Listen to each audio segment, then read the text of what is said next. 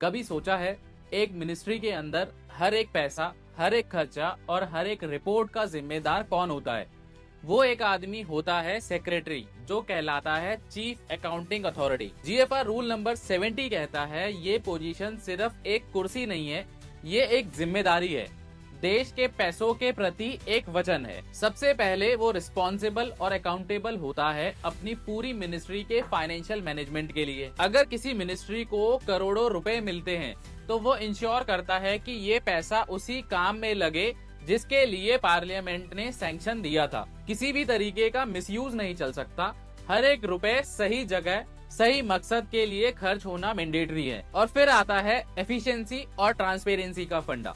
Chief accounting authority को देखना होता है कि मिनिस्ट्री के रिसोर्सेज, फंड्स हो, मैन पावर हो या फिर कोई मटेरियल हो, सबका यूज हो इफेक्टिव, एफिशिएंट और इकोनॉमिकल तरीके से, ऑब्जेक्टिव्स अचीव हो, परफॉर्मेंस स्टैंडर्ड्स मीट हो और पब्लिक पैसा वेस्ट कहीं पे भी ना हो। आइए आपको एक एग्जांपल के साथ भी समझाता हूँ। देखिए, मिनिस्ट्री ऑफ हेल्थ ने एक स्कीम चलाई, free health camp for villages. अब सेक्रेटरी का काम ये है कि देखना कि फंड्स वहां तक पहुंचे, मेडिसिन टाइम पे प्रोक्योर हो और कैंप एक्चुअली में वहाँ पे लगाया जाए। सिर्फ पेपर पे नहीं, ग्राउंड पे भी रिजल्ट दिखना चाहिए। और जब पार्लियामेंट के पब्लिक अकाउंट्स कमेटी या किसी और कमेटी के सामने बुलाया जाए तो सेक्रेटरी को खुद अपीयर होना पड़ता है, क्योंकि अकाउंटेबिलिटी यहीं से शुरू होती है।